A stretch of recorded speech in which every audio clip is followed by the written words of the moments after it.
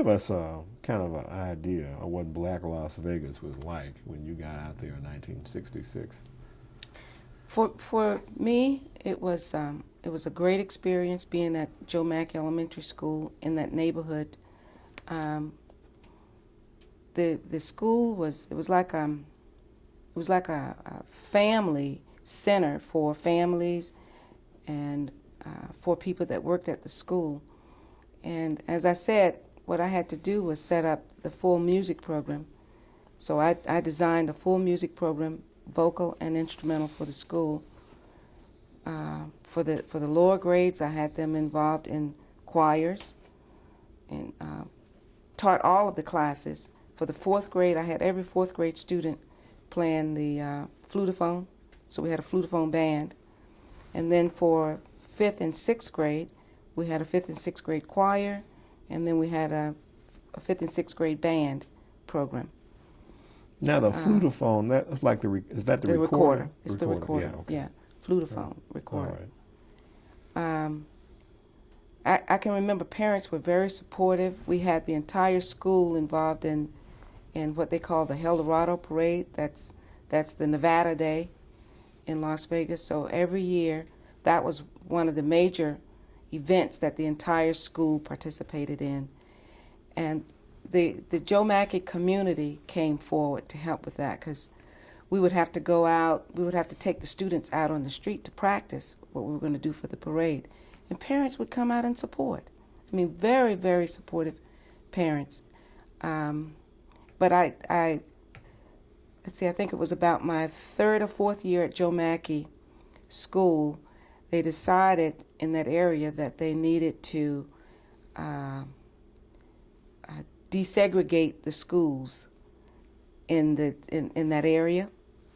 And so remember I said there were 6 elementary schools that were neighborhood schools, K through 6, for the kids that lived in that neighborhood. So this is about 1970, 1969 and 70? Yeah, this is 1966, 67, 68, somewhere in there.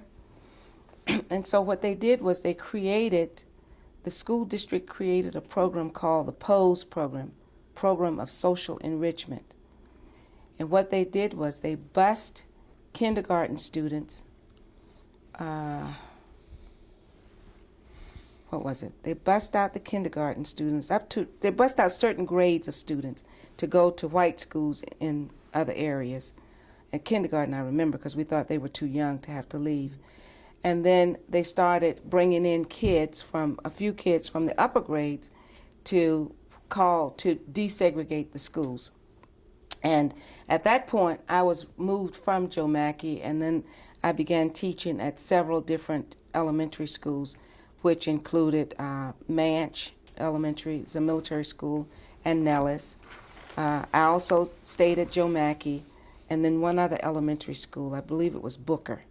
Now before we leave Joe Mackey, do you have any idea who Joe Mackey was? He's probably somebody in the community, I would guess. I don't know.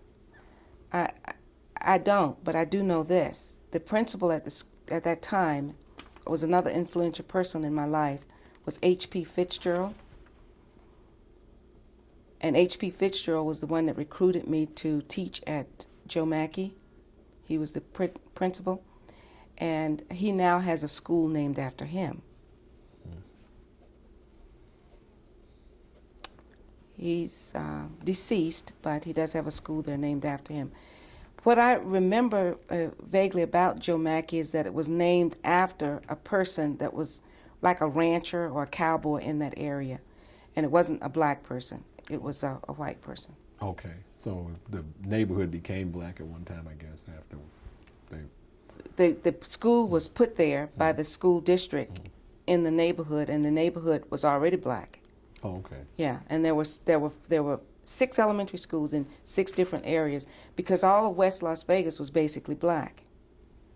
I mean, it's probably changing some, but that section is still basically the same, where you have Joe Mackey and Kit Carson. See, Kit Carson was another one. That's a white person, but it was a school in that area. Okay? Okay, all right. Booker Elementary was named after a black man. And that's the only one I can remember that was in that area that's named after a black person. Now, when did you start attending the University of Nevada in Las Vegas, UNLV? UNLV, I started that, let's see, probably about 1973, 74, because I completed my master's in 75 at UNLV. Okay. And by then, I had, I also taught at junior high schools, and I co-taught at some of the high schools in Las Vegas as well. So by the time I got my master's, I had a K-12 experience working at the elementary, the middle, the junior high, and the high school as a teacher. Okay, now, so did you meet any of the music stars in Las Vegas? I probably did. People coming through town. Yeah. Now and then we'd go out and see some people out, coming into town on the Strip, or they would come over. There's a place on Bonanza that was a favorite spot for them to come. So sometimes we'd get to meet different people that way. Jimmy Smith, I remember Jimmy Smith. I'm trying to think. That's all I can think of right now. With Nancy Wilson out there? Nancy Wilson. Yeah, Nancy Wilson came. I didn't meet her personally. I didn't meet her personally, but she came. Yeah. Dinah Washington. Yes. I know Sammy Davis Jr. Sammy Davis Jr. a lot. He was there a lot. Okay. But did they come over to the west side? And They would come over to the west side, or occasionally they might be out on the Strip. We could go out there and see them on the Strip. But most of the time they came over to the west side, to that, it's a place on Bonanza that was, mainly for them that they would come to. And I can't think of the name of it now. Okay. Yeah. I know there's it's been written about, is a place where there's a black club, right, where people, the black entertainers would come and perform for the black community, who were, now was the black community basically banned from the Las Vegas clubs, when you were there, or had they started integrating? I don't think blacks were banned from. I know they were at one point. That's why they had to entertain them on the west side, because they couldn't do it. And that's probably what was still going on without me knowing it. I just know that I was in a situation where I was in the black neighborhood. I was a black, so I was able to go to this club and to see these people, and we did. But you're probably right. That's when they were actually banned from performing in other areas other than what they came there exactly to do. Like Sammy Davis Jr. to perform at the Sahara Hotel, and that's it. But then he spent time over with his own people at this, jazz place on the west side. Right. Okay. So now you earned your MA in 1975. Are there any stories about the University of Nevada, Las Vegas that you have? Yeah, I can remember. You see, keep in mind that until I got to Las Vegas, integration was not a part of my life. Basically, I went to elementary and high school, or junior high and high school, black schools. Virginia State, a black school. When I get to Nevada as a teacher, I'm still teaching black kids. A few white teachers in that school, but still mainly the black population. Then I start working at these elementary schools that have some white students, but these are children. When I got to college, enrolled in college, and I was sitting in one of my classes one day and looked around, and I'm the only black seated there. And the teacher turns out to be a racist. The teacher started lecturing that way about blacks being insignificant, not being important figures. The teacher started showing derogatory material in class. And so... Well, be specific. Can you remember anything, any specific thing that he said? Yeah, or showed you. What he showed? Yeah. The materials that he showed were probably, I took offense to them because they were, he would show scenes of black people in the South, very poor, laborers on these farms. This is the only kind of work that they can do. This is the only kind of life that they can live. And I just took offense to it. And so I did. I went to the professor. I went to this person. And I told him that I was deeply offended by that. And he explained to me in his terms that it was part of this sociology and the history of what he was doing in that class. And I said, there's another way that you can do it without, putting people of color, putting Negroes down like you're doing. And I said, I would hope that you would change. I can't remember exactly the conversation, but I would hope that you would change what you're doing in this class, not only because I'm here, but because you'll have other students coming along as well. And up until this point, you've probably not had a black student in your class. And he said, well, no, as a matter of fact, I haven't. And I said, one other thing, I want you to know that I'm not going to accept a poor grade out of this class. I'm going to accept the grade that I know I have earned in this class. What did he teach? What was it? What did he say? What did he teach? What class was it? It was a history class, and I can't remember exactly what it was, but it was something about history. Okay, all right. Because I was thinking it's music at first. No, it wasn't music. Okay. I got my master's degree in curriculum and instruction secondary level, so I kind of shifted away, thinking and knowing that one day I wanted to do what Mr. Fitzgerald had done, become a school principal. Okay. So I knew I had to kind of shift my role in terms of music and branch out a little bit. And I had the teaching experience, so now I wanted to work in another area and one day become a school principal. That's what I wanted. Now, did you know any of the athletes on there? There were some black athletes there in those days playing basketball. Now, they may have been doing other things too, but I know I think Ricky Sobers and Reggie Theus. I don't know. Were they? Did you? They weren't important to me. Okay. Okay. During that time. All right. Okay. Okay. So, so you earned your MA in 1975. Now, so this qualified you to become a school administrator on some level, right? No, it didn't. It did? I got my master's in curriculum and instruction, secondary level.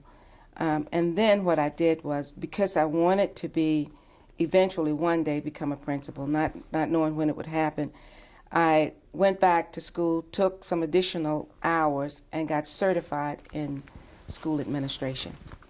So my degree was in, master's was in curriculum and instruction, and then I received a certification in administration. Okay.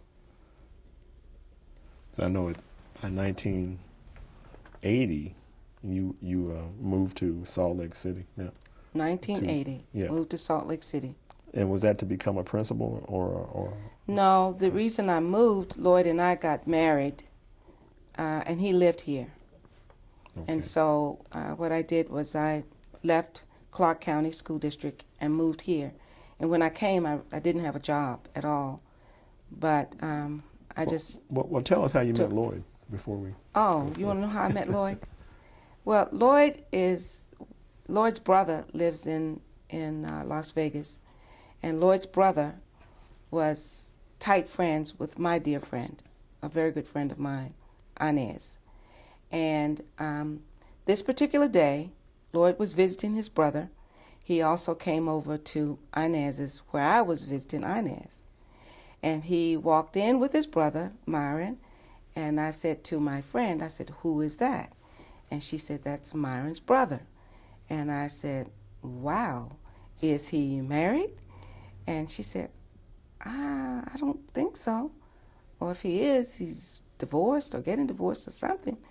I said, I need to go and meet him. So they had walked to her den, her little family room. So I went back and I said, "Hi, I'm Joyce." And he says, "Hi, I'm Lloyd." And the rest is history. So that's how I met Lloyd. All it took was keen observation. Huh? Mm-hmm. So that's how I met Lloyd. And then we just, started hanging out. And he still lived in Salt Lake, so he would come and visit me in Las Vegas. And occasionally I would come and see him in Salt Lake. And then we said, well, this is kind of crazy. How far away is it? It's about 499 miles that he had to travel. And then on one of my trips here, he proposed. And I said, do you really think we need to do that? And he says, yes. So then we got engaged, and then shortly after that, maybe about 5 years after that, we were married. So we dated for about 5 years, off and on for about 5 years. That's a long way to go, off and on for 5 years, yeah. 499 miles. Highway love. 499, well, 500 miles, right. Yeah. Okay.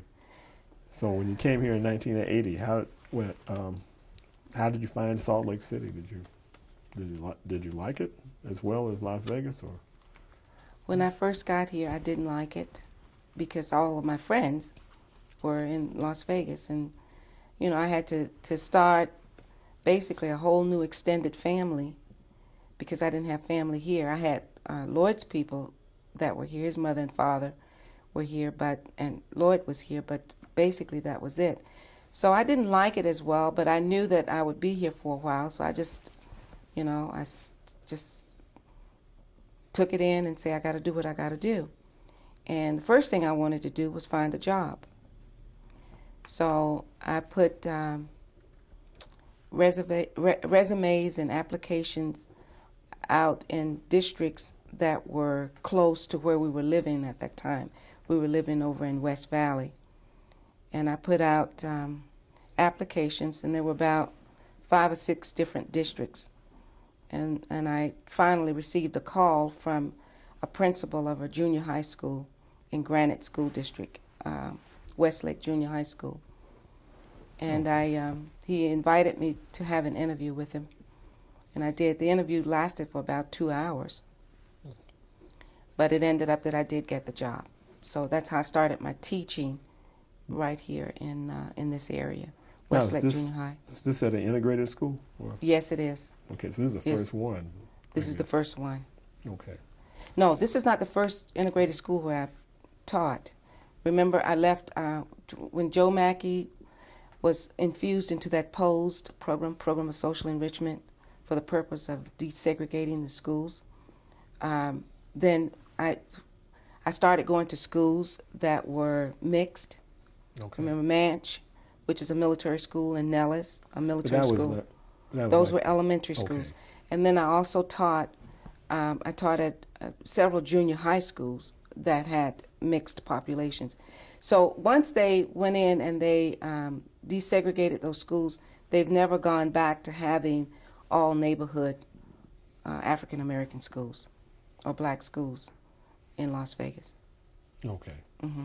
But here in Salt Lake City, this was an integrated school, Westlake Junior High School. It was an integrated school, Okay. right? Predominantly white. Now, were you their first black teacher?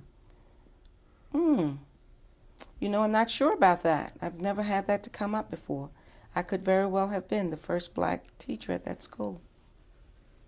Okay. You don't remember another one there? There wasn't another one while I was there. Okay. No, there wasn't another black teacher. You definitely were the only one there. I was the only one there when I was there. Right. Now, is that a difficult situation to be in? As the only, it is, but it isn't. Because for me, I started focusing on what I needed to do. And I was hired to be the teacher at that school. The majority of the students that I taught were white. People on the faculty were white. They were not rude or abusive to me when I was teaching. So that didn't, the issue of race didn't become a problem. It did later on, but not at this particular time in my life. Okay. So you were treated fairly well there? At Westlake, yes, I was. Okay. All right, so how long were you at Westlake? Just for a year. Okay. And then at the end of that year, there was an opening at the Granite School District office. It was in the Multicultural Center, and it was for the multicultural coordinator for for the school district. And so I applied for that job, and I got that one. So I went to work in the center, and I did that for 2 years. And towards the end of my second year, or the second semester of my second year, I was asked to go out and to be an intern assistant at a junior high school in that same district. So, Okay. so when I came here, I had my administrative certification already. So I was asked to go if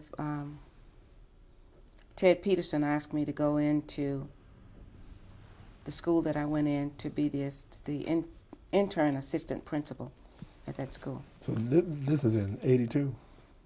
Must have been 82. Okay. No, 83. 83, okay. Uh-huh. So you're intern assistant principal. 1983. Throughout the rest of that year. Okay. So I know in 84 you were hired as principal of Arcadia, Right. right? Okay. Right. At one point, I was working. I was the coordinator still at the district office. I was also working as an assistant principal at the junior high school. And then towards the end of that year, I applied for a principalship. And so by the next year, I was principal of Arcadia Elementary School, Okay. 84, All in right. 1984. Okay. So, well, you probably were the first black principal, I guess, of... I was the first black principal of that school, the first black principal in the state of Utah, Okay. in the state, in 1984.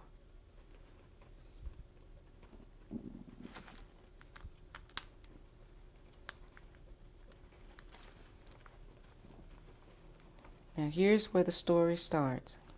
Okay. Okay. Go ahead. Well, in this situation, now that I'm the person that's in charge of the school, it's a little bit different than being a teacher. So, I mean, the racist began to surface in the community and at the school, from the teachers, from the students, and from the parents. And it was difficult that first year because, first of all, parents were looking at me and saying, is she qualified to be at this school? Does she really have the credentials? We want to see her credentials. They actually said this to my assistant superintendent. We want to see her credentials. And then there were a group of parents that were very, very racist. Some of them pulled their kids out of the school, went to other schools, but yet they still had, they were noisy enough to create havoc in the school that I was in. There were students that actually called me a nigger. There were parents that actually called me nigger. And it was not a happy time.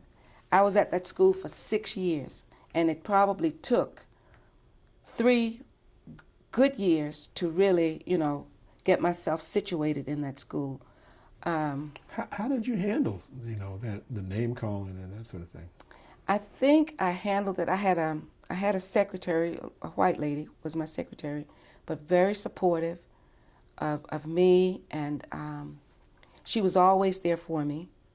I had people at my church, and I had Lloyd that I would talk to. The way I handled it, I knew that I had to do a good job, and I knew I had to always do what was best for the children. And so what I would do is I would put my focus on doing what was best for the kids, because parents wanted to come after me and say that I wasn't doing what was best for the kids, that I was misusing funds, that I was assigning students to the wrong teachers, but I knew, and so I've just kept focusing on what I knew was right. But I think the strongest thing that came out of that, my first or second year, was the fact that this was a small group, the racist group, the people that were basically trying to get me out of the school. They had gone to the school board and everything. But there was a silent majority out there that really supported what I was doing. And what they did was they came together and they put together a manual of support letters that were given to the Board of Education, saying that they wanted me in the school and that, you know, they didn't represent the minority, they represented the large majority. And that was probably my salvation in terms of, and it turned out to be a good situation. I mean, by my fourth, fifth, and sixth year, I didn't want to move. The parents didn't want me out. The teachers that were still there with me didn't want me gone. And the students left me. So I didn't want to go. But in that district at that time, they make changes every 6 to 8 years. And my 6th year was up, so the school board put me in another assignment in another school. But yeah, that was a pretty rough time. Okay. I was wondering if you had any preparation for that kind of thing. Did you anticipate it at all, or did anybody try to warn you about what might happen? Or? Nope. There was no warning. It just came full force. There was no preparation, and I don't even know if anyone knew how to prepare the community for a black woman coming in to be principal of their school, or prepare the school. Now, what the people at the school and what the people in the community wanted to do, they wanted me to change who I was in order to be that principal. And changing who I was meant giving parents what they wanted, each parent, giving teachers what they wanted, whether they were right or wrong, buying into that system. I had one person to say to me, because I didn't get angry with them, I didn't curse anyone out, I just did my job, and I did it well, and I did my homework, and I was very firm in what I believed.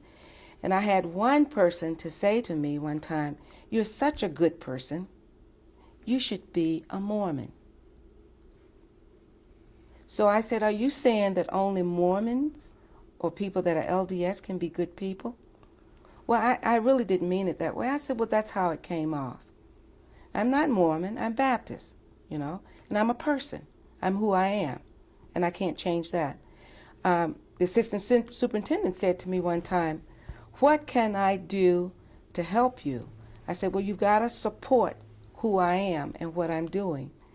And I said, "You can't change me. I'm a black woman, an African American woman. You can't change that. It's what it is. It's who I am, and you have to respect that. That's the only thing you can do to help me. Support the work that I do. Don't let my race or my gender interfere with what I'm doing professionally."